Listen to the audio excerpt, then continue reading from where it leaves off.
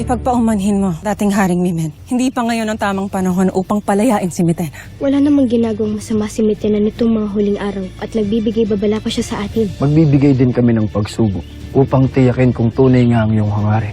Yung mga panahon na natulungan ko kayo noon para maibalik ang buhay ni Terra ay hindi ako humingi ng kapalit sa inyo. Ngayon lamang ako hihiling, anak para sa anak. Wala na bang makapagbibigay sa akin ng tagumpay na walang silbi? Hindi lahat pathalang gargan. Tanggapin niyo ang aking handog sa inyo. Sapagkat siya ay isang tapat na tiktik sa mga sangre. Istri Neda, Spectum Madio Clar, Erdea, Alsaif Dea. Maligayang pagbabalik sa Nereo Lambana. Ngayon ay mapagmamasdan ko na ang mga kaganapan ng mga warkang sangre. Simula ngayon ay hindi ka na manggugulo pa. Kailangan mong mangako kung gano'n ay poultry sa lahat ng aking mga nagawa. Mas magiging mainam kung tayo tutungo sa lumang Iteria.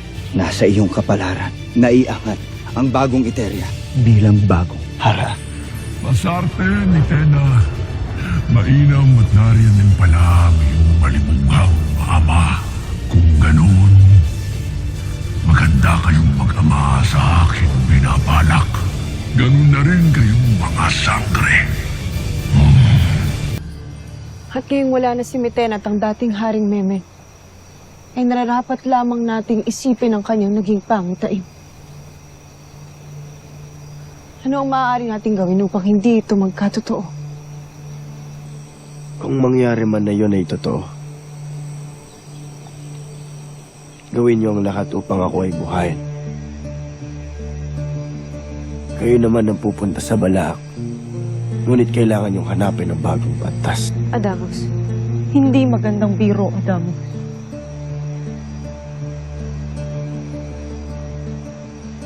Lahat tayo ay papanaw sa takdang oras. Kaya't bakit tayo matatakot sa pangitain ni Mitena? Habang tayo ay nabubuhay at naririto, patuloy ang paggawa ng mabuti para sa kapwa. Para sa kaharian. Mga mahal sa buhay. At patuloy tayong lalaban para sa Encantadia.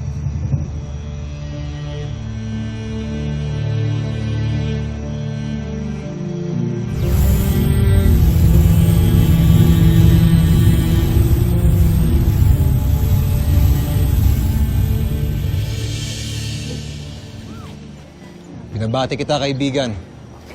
Kung ngayon ay tinuturing ka nila bilang bayani, hindi malabo na balang araw, ituring ka nila bilang Rama. Restak, Cedro. Hindi ko nais maging Rama. Layunin ko lamang makatulong at makapagsilbi sa mahal na Hara at sa Rama.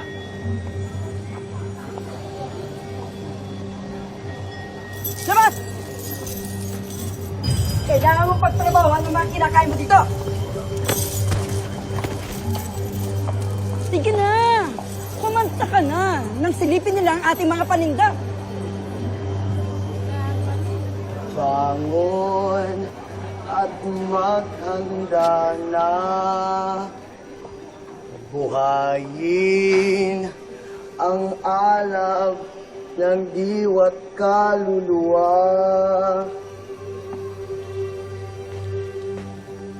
Ano tila wala nang lumalabas na tinig sa iyong mga bibig? Patawad po. Maaari po bang humingi muna ng tubig? Sheda! Bakit ayaw mo siyang bigyan ng tubig? Nauuhaw na siya. Sino kayo nakikialam sa... Agape, Abi. Pero siya po'y aking alipin, kaya hindi po dapat kayo nakikialam. Magkano ang iyong ituturing sa kanya? Ngunit, Daron, pabuyayan mula sa Rama at Hara. Nakahanda akong tumbasan ng mga ginto ang kanyang mga kasalanan.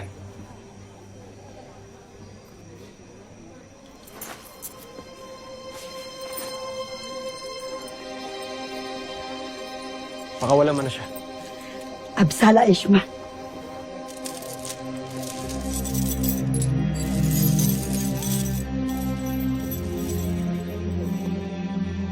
Salamat!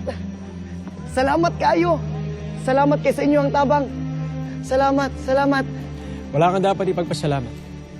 Ituring mo na rin ang iyong sarili na malaya na. Ano nga pala ang iyong pangalan? Ako si Elias. Elias.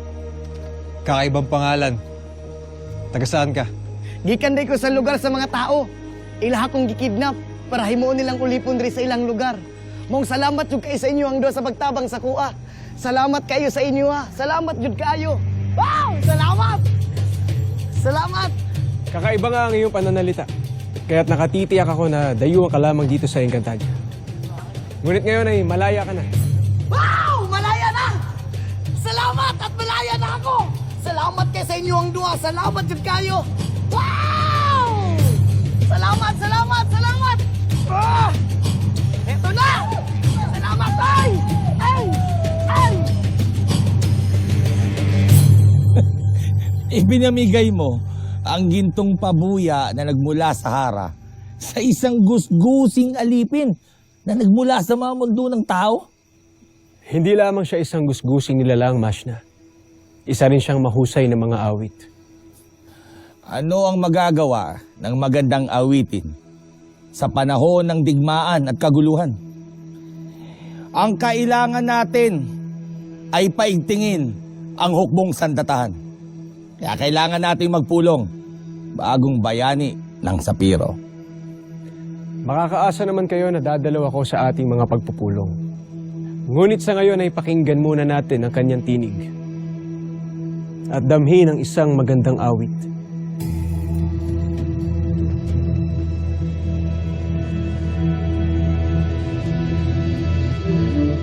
Bangon at maganda na,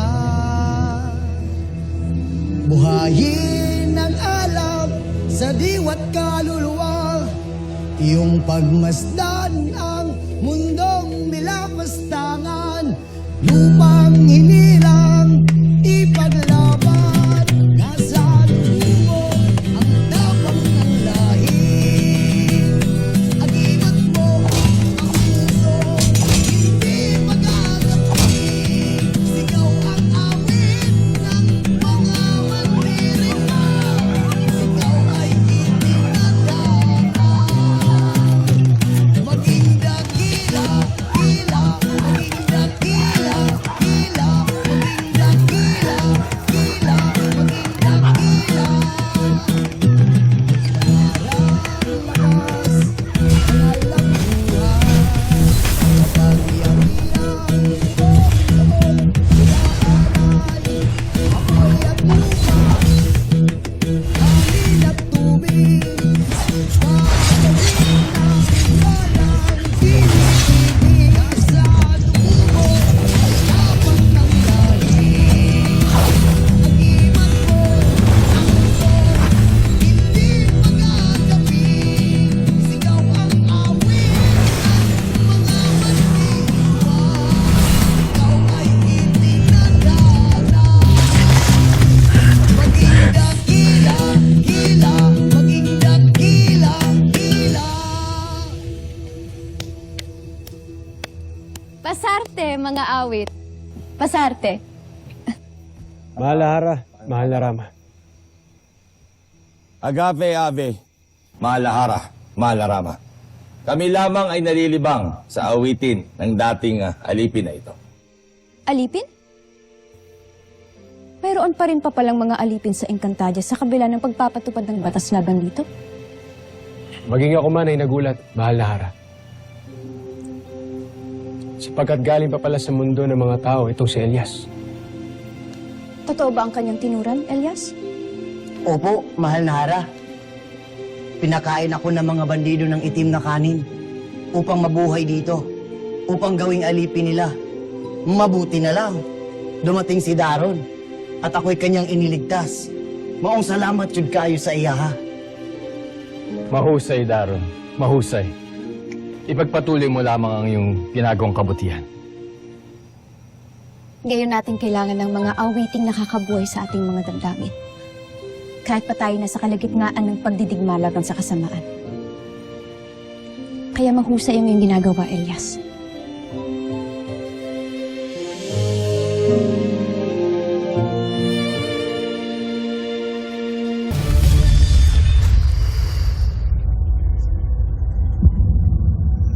Malapit na tayo sa Eteria. Aking Mitena.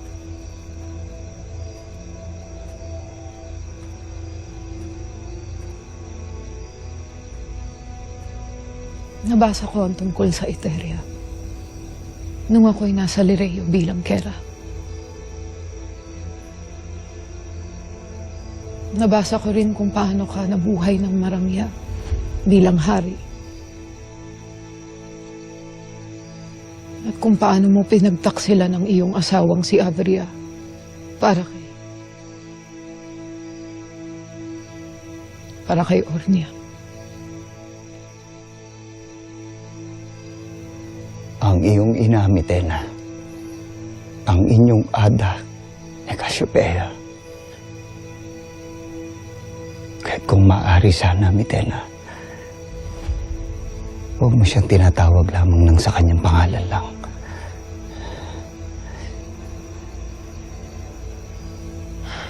Ngunit kailanman ay hindi siya naging isang ina sa akin.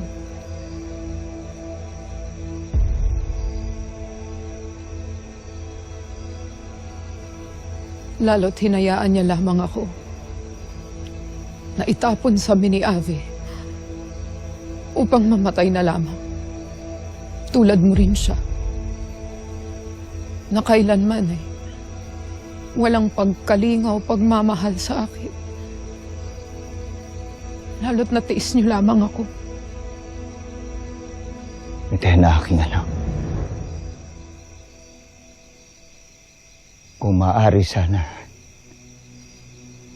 ay kalimutan mo na lahat ng mga kasalanan ang ginawa namin sa'yo. Naganap na ang lahat. Kaya't wala nang saysay pa upang patuloy mo itong balikan at isumbat sa akin. Portre, aking anak. Hindi ko sinasadya na napagtasaan kita ng aking tinig.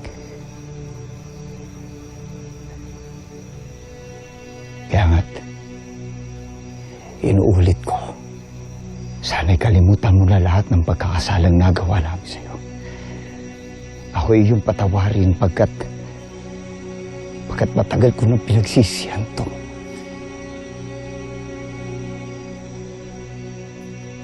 Hindi tayo'y magsimula muli.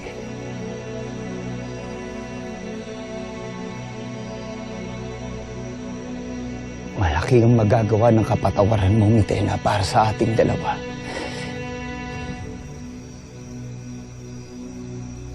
Matutupad ko ang mga pinangako ko sa mga diwata na kahit kailanman ay hindi ka nababalik sa kasamaan.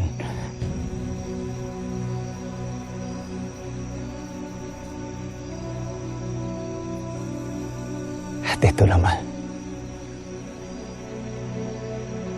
naman ang magiging susi ko. Para sa pintuan.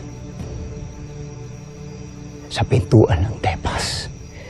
Para sa akin.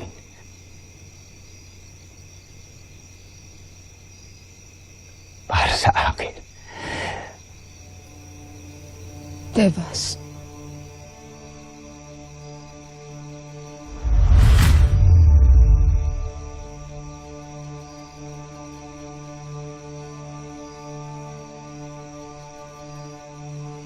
Kaya pala,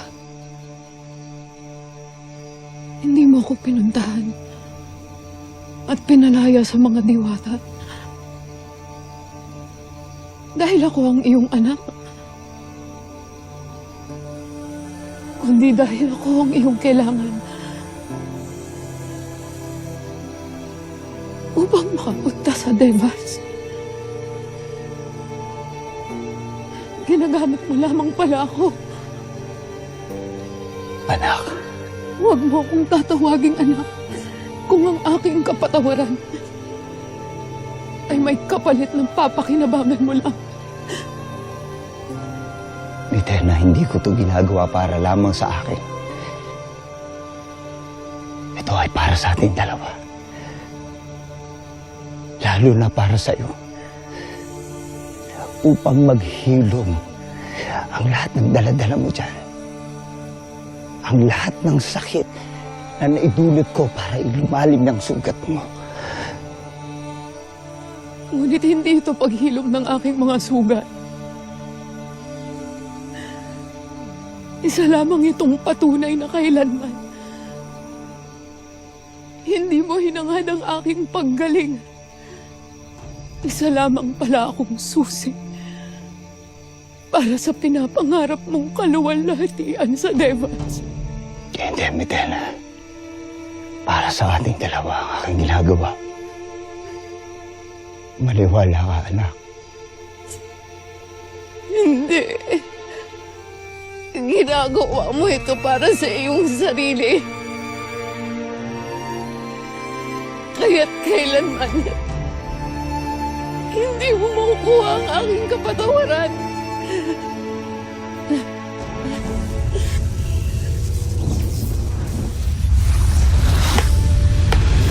Masarte. Mahusay. Lalo't madali mong natuklasan ang tunay na hangarin ng iyong makasariling ama.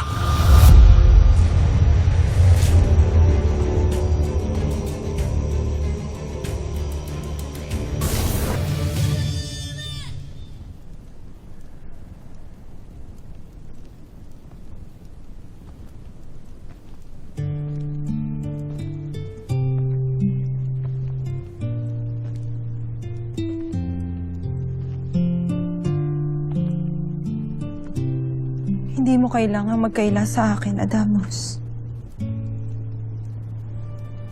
Batid ko na ikaw ay nangangamba sa winika ni Mitena.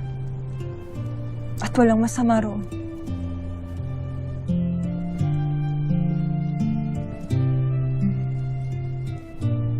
Tayo yung mga sangre, Dea.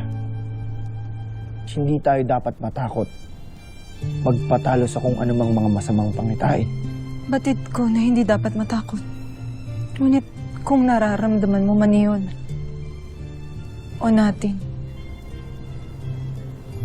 wala naman sigurong masama kung mapag-usapan. Hindi ko rin tiyak, Adamos. Sa totoo'y, sa inyo lamang ni Natera at Flamara ako napalapit ng ganito.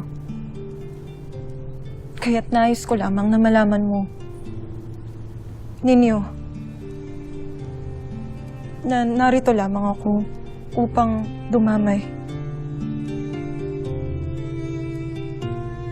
Upang makinig.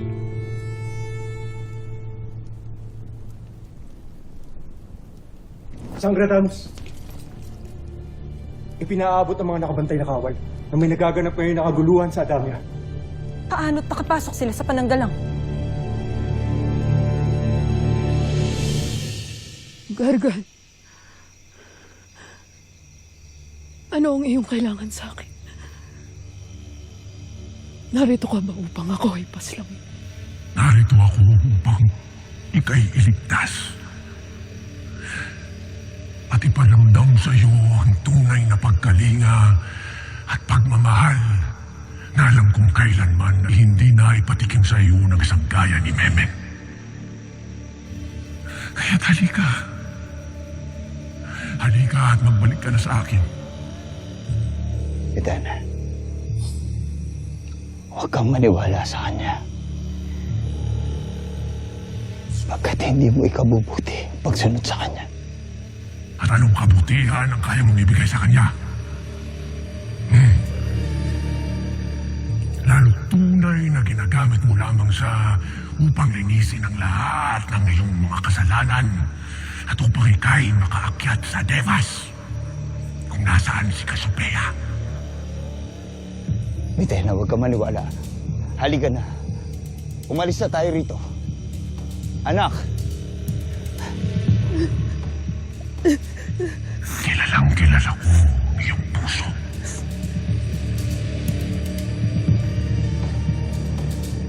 Batid ko ang lahat ng mga masasakit na pinagdaanan mo. Lahat ng iyong mga hinanakit. Lahat ng iyong galit. Lahat yun ay hindi mo dapat naranasan sapagkat karapat mahalin. Karapat-dapat kang pangalagaan. Karapat-dapat kang arugain. Mitena, huwag ka lumapit sa kanya. Bumalik ka rito. Halika, Mitena. Halika't hayaan mong ibigay ko sa iyo ang isang mainit na yakap ng isang mapagmahal na ama na alam kong kahit kailan ay hindi na ibigay sa iyo ni Memen. Halika. Mitena, bumalik ka rito. At hayaan mong mula sa araw na ito ay ako na ang magsilbing iyong ama at ipinapangako ko sa iyo. Hinding-hindi kita pagtataksilan o sasaktan sa halip ay ihaangat kita at laging pangangalagaan. Halika. Mitena! Halika, dahil hindi ka isang sumpa.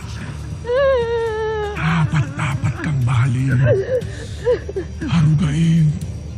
Aking anak.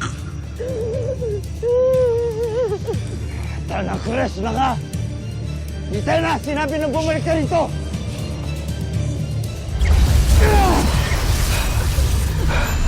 Tama nga ang bintang sa iyo ni Mitena. Memen, ika'y isang makasariling ama na wala nang ibang ninais kundi ang saktan ang kanyang sariling anak. Tanang kres na ka, Gargan!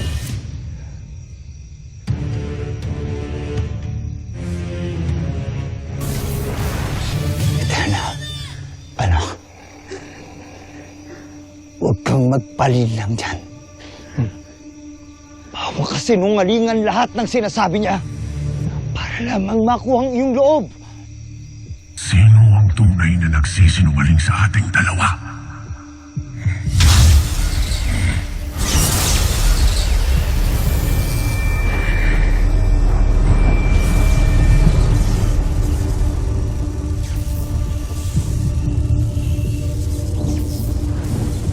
Nangangahulog ang bang nagawa ko yon nang matulungan ko ang mga bagong sangre.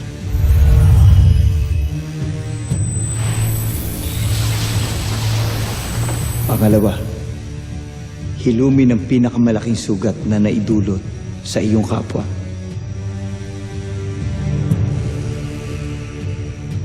Siya lamang aking naiisip pagdating sa mga bagay na yan. Ito ay ang sakit na naidulot ko sa aking anak.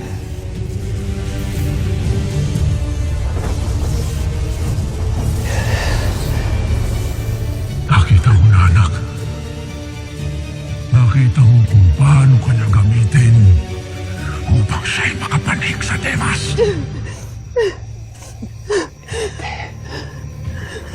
Hindi. Hintayin mo muna akong magpaliwan. Stop! Totoo nga ang sinasabi ni Gargan.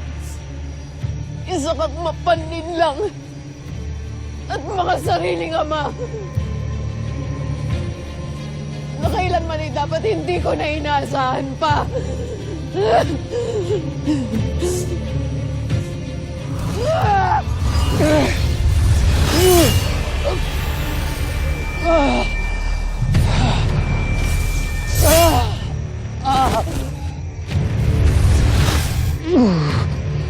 Hintayin mo, aking anak. Kung nais mong tapusin ko na ang iltre ni Memen, ay agad-agad kong gagawin para sa iyo. Upang hindi ka na niya magamit o masaktan pa kahit kailan.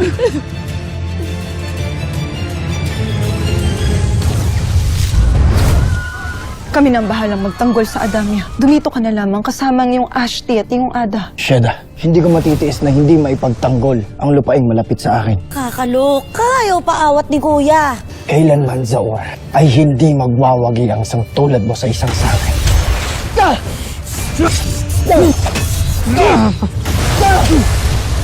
Bakit ito ang aking kapalaran, Cassiopeia? Bakit palagi na lang akong pinagtataksilan at sinasaktan ng ating ama? Mitena, pinag-uutos ng aming hara na muli kang dakpin. Sa anong kasalanan?